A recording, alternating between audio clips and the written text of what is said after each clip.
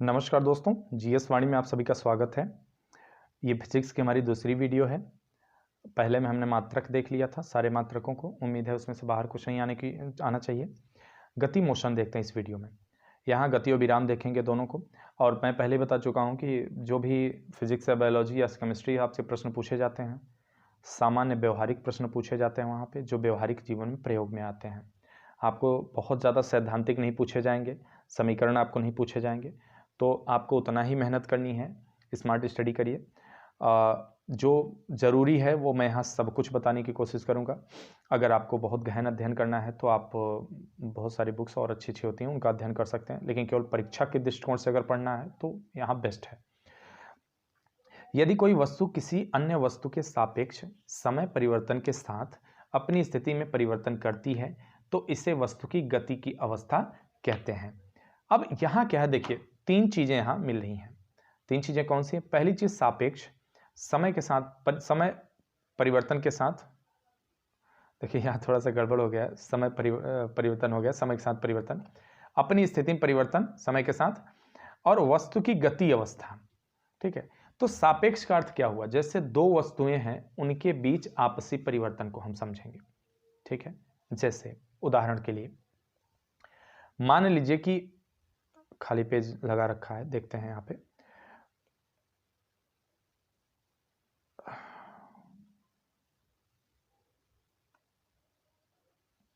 मान लीजिए कि एक बस स्टैंड है, एक बस है। ठीक है, ऐसी ही बस मान लीजिए, ऐसी होती नहीं फिलहाल, क्या मतलब है, ये बस है मान लीजिए, और आपका बस स्टॉप है। आप यहां बैठे हुए हैं, आप ही क्या सभी बैठे हैं। तो अब आप बैठे हैं, कुछ समय के बाद समय परिवर्तन के साथ ये बस आगे निकल दी। आपके लिए यह बस गति अवस्था में आ गई, लेकिन इस बस में बैठे व्यक्ति, मान लीजिए कि बस बहुत धीरे से चली, उन्हें एहसास नहीं हुआ। ठीक है, या फिर बस बहुत तेजी से गुजरी, आप बैठे हैं, बस पहले से ही गति अवस्था में है, बस चली जा रही और आप तो बैठे हैं, आप स्थिर हैं। उन्हें इस बात, जब आपकी तरफ देखेंगे तो आप चलते हुए नजर आएंगे, आप पीछे भागते हुए जब दिखेंगे तो उन्हें एहसास होगा कि आप गतिक अवस्था में हैं। तो यह सापेक्षिक हुआ। या फिर जैसे पृथ्वी है, पृथ्वी घूम रही है, तेजी के साथ घूम रही है काफी। अब पृथ्वी पर हम सब बैठे हैं, क्या हमें एहसास होता है कि हम घूम रहे हैं? बिल्कुल नहीं होता। लेकिन सूर्य होता है, सूर्य हमें दिखता है, सूर्य की हमें गति दिखती है, लगता है कि सूर्य जो है पूरब से निकला और जो है पश्चिम में डूब गया। तो क्या वास्तुतः सूर्य गति कर रहा है? नहीं। तो क्या हुआ? यह सापेक्षिक है, हमें लग रहा है जबकि हम गति कर रहे हैं, गतिमान हम हैं, सूर्य नहीं, सूर्य स्थिर है। उसी तरह से जैसे पृथ्वी है अगर, तो पृथ्वी के बाहर जो स्पेस स्टेशन है, स्पेस स्टेशन में लोग रहते हैं और इसमें जो व्यक्ति बैठे रहते हैं उनको लगता है कि हम स्थिर हैं, जबकि वो भी गति करते रहते हैं, और वहां से पृथ्वी उन्हें गतिशील दिखाई देती है काफी। तो ये सापेक्षिक हुआ, इसका अर्थ हुआ सापेक्षिक। तो यहां क्या होता है, वो जो समय परिवर्तन के साथ गति को गतिमान हो जाती है, समय परिवर्तन के साथ अगर कोई वस्तु आगे बढ़ गई। दूसरी ओर क्या है, यदि कोई वस्तु किसी अन्य वस्तु के सापेक्ष समय परिवर्तन के साथ अपनी स्थिति में परिवर्तन न करे तो इसे वस्तु की विरामावस्था कहते हैं। ठीक है, अब यहां क्या है कि मान लीजिए कि आप सड़क पे बैठे हैं, आप सड़क पे बैठे हुए हैं, एक बस खड़ी थी, बस में बैठे व्यक्ति थे, बस चल दी। अगर बस चल दी तो आप तो उनके लिए गतिशील हो गए, लेकिन वस्तुतः आप तो स्थिर हैं, आप अपनी जगह अभी भी बैठे हैं। या बस में चलते हुए व्यक्तियों के लिए सड़क के किनारे लगे पेड़ गतिशील होते हैं, जबकि वस्तुतः वो स्थिर होते हैं, क्योंकि समय परिवर्तन के साथ वो कहीं नहीं जाते, वो वहीं रहते हैं जहां थे। गति एक सापेक्षिक का उदाहरण है, बता दिया। अब दूरी देखते हैं, डिस्टेंस क्या है। गति करती हुई वस्तु के द्वारा तय किए गए संपूर्ण मार्ग की लंबाई को दूरी कहा जाता है। तो जो गति करती हुई वस्तु है, आप गति कर रहे हैं, ठीक है, आप यहां से यहां तक चले और इस मार्ग की लंबाई 10 किलोमीटर थी, आपने 10 किलोमीटर की दूरी तय की, आप यहां पहुंचे, तो ये जो मार्ग की लंबाई थी, इसको जिसको आपने तय किया, ये कितना था? 10 किलोमीटर।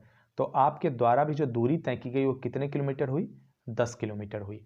और ये अदिश राशि होती है। अदिश राशि का अर्थ क्या हुआ कि ये बताया जा सकता है कि आप जो है 10 किलोमीटर चलकर बाजार गए, ये दूरी हो गई आपकी बताई गई। क्यों? क्योंकि अदिश राशि क्या होती है, किसी कार्य की पूर्णता को बताने के लिए केवल परिमाण बताती हैं, उसमें डायरेक्शन ऐड नहीं करते। परिमाण बता दिया, परिमाण में क्या बताया उसने, ये बता दिया कि 10 किलोमीटर आप चले दूरी, लेकिन उसने ये नहीं बताया कि आप 10 किलोमीटर कौन सी दिशा में चले थे। ठीक है, आप 10 किलोमीटर दक्षिण गए, 10 किलोमीटर पूरब गए, 10 किलोमीटर पश्चिम गए, नहीं पता चला। तो ये अदिश राशियां होती हैं जिनमें डायरेक्शन नहीं होता। इसमें क्या होता है, द्रव्यमान होता है, चाल होता है, आयतन होता है, कार्य होता है, समय होता है, ये अदिश राशियां हैं। ठीक है, अब क्या होगा आगे, ये धनात्मक होगा। ठीक है, अब विस्थापन है, डिस्प्लेसमेंट क्या है, किसी वस्तु की अंतिम स्थिति, ध्यान रखिएगा दो शब्दों को, यहां तीन को ध्यान रखना है, अंतिम स्थिति और प्रारंभिक स्थिति और न्यूनतम दूरी। ठीक है, ये ध्यान रखना है इस चीज को। आगे बढ़ते हैं, किसी वस्तु की अंतिम स्थिति तथा प्रारंभिक स्थिति के बीच की न्यूनतम दूरी को विस्थापन कहा जाता है। विस्थापन एक सदिश राशि है, ये भी ध्यान रखिए क्योंकि ये इसका काम आने वाला है। अब यहां इस पिक में थोड़ा सा ध्यान दीजिएगा, फिर नीचे खाली पेज उसमें बता दूंगा। ये इनिशियल पॉइंट है किसी व्यक्ति की, आरंभिक स्थिति है, ये फाइनल पॉइंट है, उसका गंतव्य है, लक्ष्य है, मंजिल है। यहाँ किसी का घर है, राम का, राम बाजार है, यहाँ मार्केट है, वो सब्जी लेने निकला, अब इस रास्ते होके जा रहा है, साइकिल से, स्कूटी से, पैदल, जैसे भी जा रहा है, गया यहाँ तक पहुंचा। अब जब यहाँ तक पहुंचा तो उसने 10 किलोमीटर की दूरी तय की, लेकिन इसने 10 किलोमीटर की दूरी तय की, यहाँ डायरेक्शन नहीं बताया जा रहा है, कहा जा रहा है कि जो इसके बीच की न्यूनतम दूरी होगी, इस रास्ते से गया, अब वैकल्पिक मार्ग इसे खोजना चाहिए। तो अगर ये वैकल्पिक मार्ग खोजता है तो वैकल्पिक मार्ग सामान्यतः आदमी छोटा खोजेगा, बड़ा तो खोजेगा नहीं उससे। तो ये क्या करेगा, अपने पीछे से देखा तो इसके घर के पीछे से भी एक रास्ता था मार्केट जाने को, केवल 2 किलोमीटर था, तो इसका विस्थापन हुआ 2 किलोमीटर। ठीक है, क्यों, ये आरंभिक जो इसकी स्थिति है और जो फाइनल इसे दोनों के बीच की न्यूनतम दूरी है, और हमेशा जो विस्थापन होगा वो दूरी से कम होता है, तो ये विस्थापन हुआ। अब ये ऋणात्मक, धनात्मक, शून्य भी हो सकता है, कैसे, कभी कभी धनात्मक हो जाता है। अब ये शून्य कैसे होगा ये देखिए। पहले होता क्या है कि जब राम मार्केट पहुंचा, या आप मार्केट पहुंचे अपने घर से, तो मार्केट आपने 10 किलोमीटर दूरी तय किया, जो वापस भी आप लौटेंगे तो 10 तय किए, तो दूरी कितना आपने तय किया, टोटल 10 10 20 तय किया आपने, लेकिन विस्थापन शून्य हो जाएगा, क्योंकि फिजिक्स की भाषा में माना जाएगा कि आपने कोई दूरी तय ही नहीं की, आप जहां गए थे फिर वहीं आ गए। अगर आप वहीं रुक गए होते तो विस्थापन तय मान लिया जाता, विस्थापन मान लिया था अगर दूरी से छोटा होता, लेकिन आप आगे वापस, इसलिए शून्य हो गया वो। ठीक है, आगे बढ़ते हैं। हाँ, एक चीज और देख लीजिए, इस पेज में मैं थोड़ा समझाने की कोशिश करूंगा। और जैसे मान लीजिए कि एक व्यक्ति है, अपने घर से चला 2 किलोमीटर, 2 किलोमीटर चला दक्षिण, फिर चला पश्चिम 1 किलोमीटर, फिर चला दक्षिण 3 किलोमीटर, फिर चला 5 किलोमीटर, उत्तर चला था, पूरब चला था, फिर चला दक्षिण 3 किलोमीटर। अब इसकी कुल दूरी कितना तय किया इसने, मान लीजिए राम नामक व्यक्ति था, कितना दूरी तय किया इसने, इसने तय किया 2 1 3 6 11 14 किलोमीटर दूरी तय किया कुल।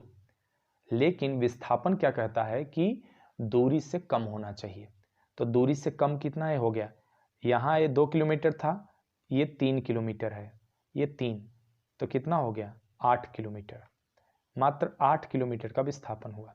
ये शॉर्टकट रास्ता है, ठीक है, न्यूनतम दूरी होगी, तो इस रास्ते से वो पहुंचा, तो यहाँ केवल ये 8 किलोमीटर की दूरी में वहां पहुंच गया, और दूरी से विस्थापन सदैव कम है, बता चुका पहले, तो ये इसका विस्थापन हुआ। उम्मीद करता हूं समझ आ गया होगा, नहीं तो आप कमेंट बॉक्स में बताइएगा, किसी और वीडियो में मेंशन करेंगे। अब चाल देखते हैं, किसी वस्तु द्वारा इकाई समय में तय की गई दूरी के मान को उस वस्तु की चाल कहते हैं। ठीक है, किसी वस्तु द्वारा एक निश्चित समय में, इकाई में अगर जितनी दूरी तय की गई उसे उसकी चाल कही। जैसे आप स्कूल जाना चाहते हैं, अब आपका स्कूल 1 किलोमीटर दूर है, ठीक है, और आप 1 घंटे में पहुंचते हैं, ठीक है, 1 किलोमीटर दूर है, 1 घंटे में पहुंचे, पैदल जा रहे थे आप, बाई फुट जा रहे थे आप। तो अब क्या हुआ, आपकी चाल क्या होगी, आपकी चाल होगी 1 किलोमीटर प्रति घंटे। ठीक है, और ये अदिश राशि है। क्यों? क्योंकि आपको स्कूल जाते हुए आपकी चाल तो बताई गई, स्पीड तो बताई गई, लेकिन दिशा नहीं बताया गया। आप घर से निकले, किधर से गए, हो सकता है घर के आपके पीछे से निकल गए, किसी और रास्ते से निकल गए। तो ये अदिश राशि है, मीटर प्रति सेकंड इसका। तो आप 1 किलोमीटर प्रति घंटे की चाल से जा रहे थे। एसआई मात्रक किसका है, मीटर प्रति सेकंड। अब वेग क्या है, देखिए वेलोसिटी क्या है, इकाई समय में किसी वस्तु द्वारा तय की गया विस्थापन उस वस्तु का वेग कहलाता है। ठीक है, तो यहां विस्थापन दिशा के साथ होगा, जब वेलोसिटी क्या होगा, दिशा के साथ होगा। जब चाल के साथ, चाल ही है एक तरह से, बहुत डिटेल में नहीं तो चाल ही है एक तरह से, लेकिन इसके साथ दिशा दे दी जाती है। आप इस पिक से समझने की कोशिश करिए। एक कार है, वो जा रही है, तो this car speed is 60 kilometre per our. ठीक है, मतलब 60 किलोमीटर प्रति घंटे की गति से जा रही है। लेकिन यहां डायरेक्शन नहीं दिया गया, डायरेक्शन मेंशन नहीं है, डिस्टेंस टाइम। अब दूसरी कार को देखिए आप यहां पे, तो दूसरी कार में क्या दिख रहा है, कह रहा है the car has a velocity of 60 kilometre per hour to the west. डाल दिया डायरेक्शन, तो जब डायरेक्शन दे दिया तो ये वेलोसिटी हो गई। ठीक है, उम्मीद करता हूं समझ गए होंगे। अब त्वरण देखते हैं। यदि किसी वस्तु का वेग समय के साथ परिवर्तित होता है और उस वस्तु के वेग परिवर्तन की दर को त्वरण कहते हैं। त्वरण क्या है, त्वरण नकारात्मक भी हो सकता है, सकारात्मक भी। सकारात्मक है तो त्वरण ही है, एक्सेलरेशन है, और अगर नकारात्मक है तो उसे मंदन कहेंगे। ठीक है, अब यहां क्या होगा, मंदन के रूप में कई सारी चीजें होती है, जैसे घर्षण भी होगा, बहुत सारी और भी होंगी। अगर हम आगे की वीडियो बनाएंगे उसमें, तो अभी तो बहुत कुछ बताना बाकी है, वहां बताएंगे। यदि किसी वस्तु, अब त्वरण क्या होगा, त्वरण क्या होता है कि चेंज इन स्पीड वेलोसिटी।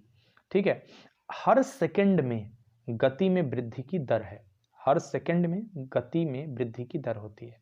जैसे ये सदिश राशि है, एक चीज ध्यान रख लीजिएगा, इसमें डायरेक्शन दिया होगा, एसआई मात्रक मीटर प्रति सेकंड है। ठीक है, अब यहां देखते हैं, थोड़ा सा एक एग्जांपल देख लेते हैं। मान लीजिए किसी कार की जो गति है 20 किलोमीटर पर आवर है, त्वरण 5 का लग रहा है इस पे। ठीक है, 5 का त्वरण का अर्थ हुआ कि हर सेकंड 5 की वृद्धि करेगा इस कार की गति में। तो 5 सेकंड बाद इसकी गति क्या होगी कार की, जो 20 किलोमीटर पर आवर चल रही थी। आपको मल्टीप्लाई कर देना है, 5 पचा 25 हो गया, तो 25 हुआ तो कितना हुआ, कार की स्पीड पहले 20 थी, 45 हो गया। 45 किलोमीटर पर आवर गति हुई 5 सेकंड बाद इस कार की। तो ये आपका त्वरण रहा। वृत्तीय गति देखते हैं, सर्कुलर मोशन क्या है। जब कोई वस्तु किसी वृत्ताकार मार्ग पर गति करती है तो उसे वृत्तीय गति कहा जाता है। एक समान सरल रेखीय गति में कोई त्वरण नहीं होता, जैसे पृथ्वी है। अब पृथ्वी की गति जो है, अगर आप देखिए तो पृथ्वी ऐसा नहीं है कि जब सूर्य के राइट में होती है तो ज्यादा गति स्पीड पकड़ ली, लेफ्ट में तो ज्यादा स्पीड हो गई, नहीं, उसकी गति प्रत्येक बिंदु पर समान होती है। हाँ, डायरेक्शन हो सकता है, डायरेक्शन इसका बदल सकता है। ठीक है, इसका डायरेक्शन बदल सकता है, आप डायरेक्शन ऐड कर सकते हैं वहां कि 20 kilometre per our Uttar, 20 kilometre per our Paschim, 20 kilometre per our दक्षिण, आप ऐसे चेंज कर सकते हैं, वहां समझ सकते हैं। लेकिन गति जो होगी वो बिल्कुल समान होगी। और इससे अभिकेंद्रीय बल द्वारा, जैसे पृथ्वी जिस सर्कुलर पाथ में घूम रही है, बाहर क्यों नहीं निकल जाती, बाहर नहीं निकल रही है, इसलिए क्योंकि एक अभिकेंद्रीय बल इस पे काम करता है, जो इसे केंद्र की तरफ खींचे रहता है। ठीक है, जैसे आप हाथ में डोरी, कोई वस्तु, ईंट पत्थर कुछ कंकड़ बांध के घुमाइए डोरी से, तो आप देखेंगे कि आपके हाथ की तरफ एक, मतलब उस पत्थर से आप खींचे हुए उस पत्थर को डोरी के माध्यम से, और जैसे ही डोरी खींचेगी तो जब डोरी छूट जाएगी आपके हाथ से, तो उस पत्थर पर लगने वाला अपकेंद्रीय बल खत्म हो जाता है। तो जैसे ही खत्म होगा वो सरल रेखीय गति में गति करेगा। जैसे मान लीजिए कि आप बीच में है, खड़े हैं और इस डोरी से बांध के एक पत्थर को घुमा रहे हैं, तो जैसे ही ये डोरी समाप्त होगी, ये डोरी कटेगी, ये सरल रेखीय गति में भाग जाएगा। ठीक है, इसमें गति इस तरह हो जाएगी, फिर उसकी सर्कुलर जो पाथ होगा वो खत्म हो जाएगा। तो ये जो है सर्कुलर मोशन हो, वृत्तीय गति हुआ। ठीक है, तो आप समझ सकते हैं पृथ्वी या सूर्य का जो चक्कर, सौरमंडल के जो ग्रह वगैरह, उनमें सर्कुलर मोशन पाया जाता है। एटम एंड इलेक्ट्रॉन्स में सर्कुलर मोशन पाया जाता है। सर्कुलर ट्रैक वगैरह में जो झूला होता है, ये सारे जो है सर्कुलर मोशन के उदाहरण हैं। तो आपसे यही पूछा जाएगा कि निम्न में किसमें सर्कुलर मोशन पाया जाता है।